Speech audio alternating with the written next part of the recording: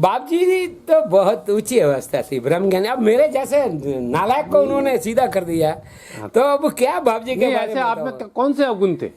अवगुण तो हुक्म सारे अवगुण थे मेरे पास में। दोस्तों, आज मैं आपको लेके आया हूँ सुमेरपुर से 2 से 2.5 किलोमीटर दूर भक्तों का नाडा। तो आप देख रहे होंगे मेरे पीछे, ये हनुमान जी का स्थान है और सीताराम बापू की तपोभूमि है, जिसको मैं आपको आज एक्सप्लोर करवाऊंगा और आप देखेंगे इसके बारे में। मैं अब चलते हैं आगे। दोस्तों, अंदर प्रवेश करते ही आपको ये दिखेगा, बाहर ये बनी हुई धर्मशाला, पास में ये लगे हुए शहतूत वगैरह के ये पौधे और सेब के भी पौधे हैं यहाँ। और अब आपको मैं अंदर जो मेन आश्रम वगैरह जो बना हुआ है वहाँ भी लेके जा रहा हूँ। ये यहाँ का जो आप गार्डन देख रहे हैं, यहाँ जो व्यवस्थापक है और जो यहाँ व्यवस्था संभालते हैं, मंजीत सिंह जी नाम है उनका। और अब मैं आपको आगे लेके चल रहा हूँ। तो अब चलते हैं आगे। ये जो स्थान ये आपको मैं बता रहा हूँ, जो अब अंदर चलते हैं। ये स्थान मैं यहाँ से इसको खोल के आपको आगे लेके चलता हूँ। ये जो स्थान है, ये बाबा जो सीताराम जी बाबू का जो चरण पादुका वगैरह जो रखी गई है, और ये जो सीताराम बाबू का जो मैं आपको जूम करके भी दिखा देता हूँ, ये जो है ये बाबा का फोटो है, ये चरण पादुका आपके सामने, और ये बाबा का आसन। और इसके बाद मैं आपको और आगे लेके जा रहा हूँ, जो आपको दूना वगैरह भी दिखाऊंगा। और यहाँ जो मंजीत सिंह जी है उनसे भी आपको मैं बात करवाऊंगा कि इसके बारे में क्या, कब से क्या है ये स्थान। ये दूना है, आपको मैं दूने का भी दिखा रहा हूँ। ये इस पर कभी बाप जी जो सीताराम जी यहाँ तब तपस्या करते थे, तब ये चालू था और आज भी चालू है।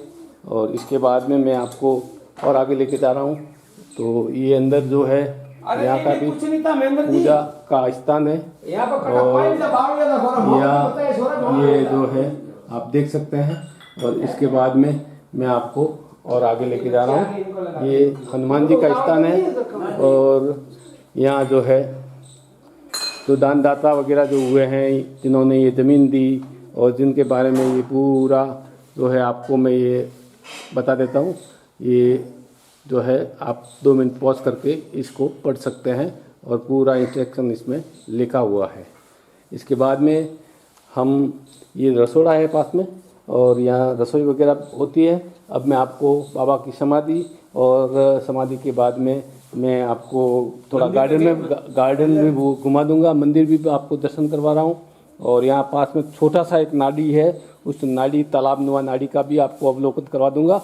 और उसके बाद में अपन मंजीत सिंह जी से आके बात करेंगे। चलिए, ये जो है ये यहाँ का जो ये बैठने के लिए बना हुआ है, और बहुत ज़बरदस्त और देखने लायक स्थान है। और ये जो मंदिर है, इस मंदिर को भी मैं आपको बता रहा हूँ और मैं लेके चल रहा हूँ आपको। ये अब चलते हैं मंदिर के अंदर। ये हनुमान जी की प्रतिमा सामने, और ये पेड़ पौधे आप देख सकते होंगे, आपको कितना शानदार ये पेड़ वगैरह है ये लग रहे हैं। ये देख लीजिए आप पेड़, यहाँ सेब वगैरह कई तरह के पेड़ों फलों के भी पेड़ हैं। और मैं अब आपको मंदिर में लेके जा रहा हूँ। तो चलिए मेरे साथ मंदिर में चलते हैं। तो अब ये अपन इस रास्ते से होते हुए आगे मंदिर में प्रवेश करते हैं, जहाँ हनुमान जी का मंदिर है। और हनुमान जी के मंदिर के पास ही बापा जो सीताराम जी बापा थे उनकी समाधि है। और ये जो मैं अभी उस छोटे से तालाब की बात कर रहा था, तो ये जो है ये तालाब है, जो एक छोटी सी नाडी जिसको बोलते हैं भक्तों का नाडा। तो इसी के नाम से ये भक्तों का नाडा इसका नाम पड़ा। और इसके बाद में अपन अब प्रवेश करते हैं अंदर मंदिर में। तो ये जो है हनुमान जी का मंदिर है, और आप देख सकते हैं मेरे साथ देख कि ये मंदिर जो हनुमान जी का एकदम सिंदूरी रंग में रंगा हुआ मंदिर। और अब गेट खोल दिया अपन ने, अंदर प्रवेश करते हैं। तो ये भी यहाँ भी धुना है, और धुने के बाद में आपको यहाँ बाहर भी हनुमान जी की मूर्ति दिखाई देगी। इसके ऊपर पंचमुखी हनुमान जी की मूर्ति है, और आपको आगे ये मैं शिव जी की भी दिखाऊंगा। और इस तरीके से आपको ये मंदिर जो है वो बिल्कुल हनुमान जी का आपको अंदर से मैं दिखाने की कोशिश करूंगा। ये मंदिर है जो ये भक्तों का नाड़ा के नाम से सुमेरपुर से 2.5 किलोमीटर पोमा गांव के पास में आया हुआ है। अब अपन चलते हैं यहाँ जो अपन सीताराम जी बापू की समाधि की ओर। तो ये जो है मेन गेट ये खोल दिया अपन ने, अब समाधि की ओर चलते हैं। और वापिस ये भक्तों का नाड़ा आपको दिख रहा होगा। ये भी बहुत बड़ा, ये सुंदर घूमने लायक स्थान है, और भक्ति करने के लिए कोई भी छुप कर यहाँ आ सकता है। और वो यहाँ के नियम और जो भी यहाँ के जो है बने हुए नियम को पाल कर यहाँ भक्ति कर सकता है। बाबा सीताराम जी जो यहाँ भक्ति करते थे, और फिर बाद में यहाँ समाधि उनकी बनी हुई है, तो उनकी समाधि के भी आपको दर्शन करवा रहा हूँ। तो आप उनके दर्शन कीजिएगा मेरे साथ साथ। ये बाबा सीताराम जी का है। सबसे पहले तो मैं नमन करता हूँ ये बाबा सीताराम जी का जो समाधि स्थान है, जो आपको मैं दिखा रहा हूँ। ये बाबा सीताराम जी है, जिनको मैं जूम करके भी आपको दिखा दूँ। ये सीताराम जी बापू जी है, और ये आप देख सकते हैं बाबा को यहाँ समाधि दी गई थी। ये नेपाल के रहने वाले थे, और यहाँ इन्होंने काफ़ी लंबे टाइम तक भक्ति की, और भक्ति करने के बाद में इनकी समाधि यहाँ बनाई गई। और इनका जो यहाँ के व्यवस्थापक है अभी फ़िलहाल, जो इन्होंने बताया कि यहीं के जो राणावत ख़ानदान से ताल्लुक़ रखते थे, जो बाद में नेपाल चले गए, और वहाँ से फिर बाबा यहाँ आए, और आने के बाद में उन्होंने यहाँ भक्ति की।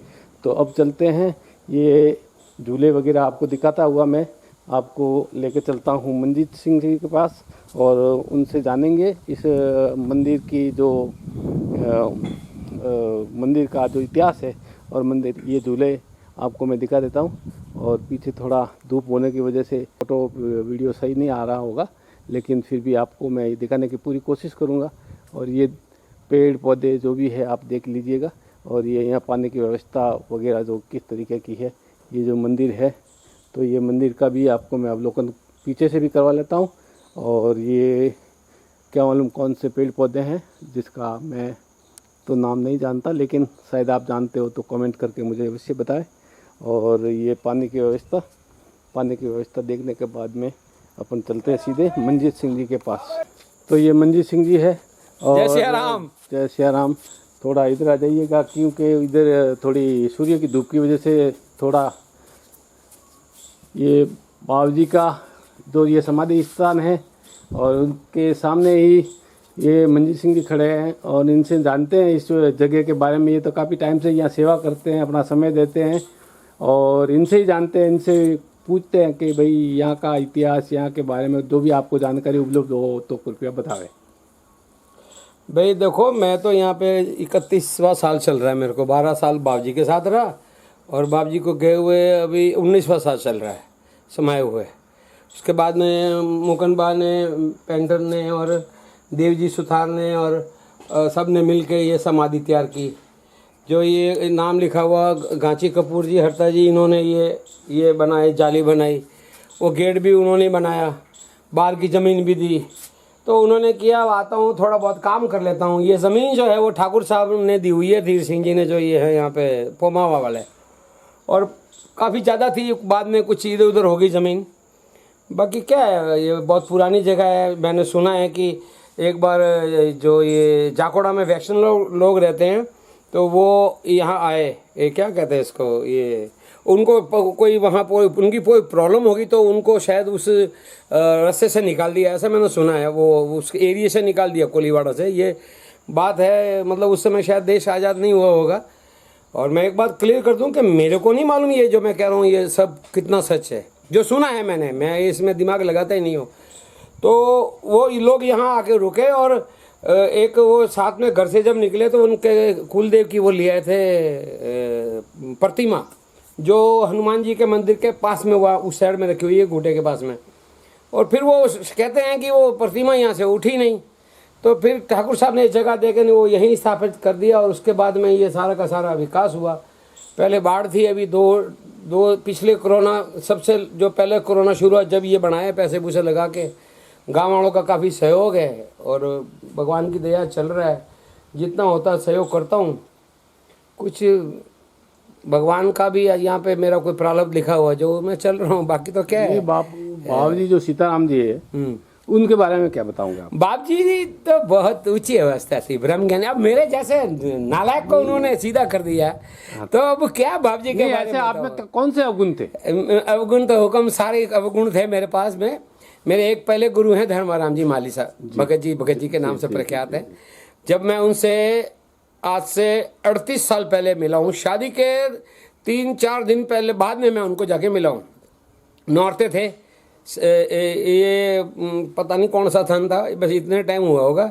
तो उनको मैंने मेरे को पता लग सुनने में आया कि गुरु किया जाता है। और मैं मेरे ससुराल गया पंजाब में, तब उन्होंने कहा भाई तू ये हिंदू बना हुआ है और माता माता करता है, तेरी ये झड़ोलिए जो है ना वो ज्वाला जी उतरे हुए हैं। मेरे को पता नहीं था ये सब। तो मेरे को बोला गुरु किया, गुरु करना पड़ता है। मैंने आके उनको बोला आप गुरु बना लो, तो उन्होंने दक्षिणा में मेरे से शराब मांग ली और मंत्र दिया। और फिर वो मंत्र अच्छा हुआ, 7 साल में उनके साथ रहा। फिर उन्हीं की कोई ऐसी लीला हुई कि जो पौधा था वो गमले में नहीं समा रहा होगा, और मेरी नौटंकी कम नहीं होती थी। ये दारू वारू तो नहीं पिया मैंने उनके आदेश से, लेकिन झगड़े पकड़े ये करता रहा। 7 साल में जर्नलिस्ट था, तो उन्होंने फिर मेरे से कहा एक दिन गला पहनना तेरा। मेरी माँ ने जाके शिकायत की कि ये जब दिन लिखता रहता, लोगों से दुश्मनियाँ मोल लेता है, अब ये छोड़ता। बोले तेरे पहन दे। उसके बाद में मैं कभी लिख नहीं सका, इसलिए मैं बोल लेता हूँ अभी। तो उसके बाद में मैं यहाँ आया उन्हीं गुरु से पहला झगड़ा करके। हुआ क्या कि उन्होंने मेरे को जो नौरते कराए ना, वो नौरते में कोई शक्ति उत्पन्न हुई और वो मेरे से बात करने लग गई। अब करते करते ये अध्यात्म का विषय है, ये विश्वास हो तो ठीक है, नहीं तो फिर गंगा, नहीं तो वो बहता पानी। तो फिर वो उसके साथ कुछ ऐसा हो गया और कुछ इस जगह जाके ज़िंदगी ठहर गई, जहाँ से उन गुरु महाराज से मुझे यहाँ पहुँचना पड़ा। यहाँ आया जब फिर इनके चरणों में बैठा, और इनके चरणों में आज 31 साल हो गए। आप जो हैं वो विराट नगर के पास नेपाल में कोई जगह है, वहाँ के हैं, ठाकुरी जाति हैं इनकी। मुझे कहते थे कि मंजीत मेरे 300-400 साल पहले हमारे पूर्वज जो थे ना वो राजस्थान से ही वहाँ गए हैं। और वैसे भी अपने काफ़ी रिश्ते हैं वहाँ पे, जो नेपाल के राजा हैं वहाँ से अपनी यहाँ के राजस्थान की रिश्तेदारियाँ हैं, काफ़ी ठाकुरों के रिश्ते हैं वहाँ पे। तो वो थे और ब्रह्म ज्ञानी थे, तब ये कुछ था नहीं यहाँ पे, और ये सब इनको पसंद भी नहीं था। लेकिन ये सारा बगीचा उनका लगाया हुआ है, सारे के सारे आम पेड़, और कोई व्यवस्था नहीं थी, लाइट नहीं थी, बिना लाइट के रहे।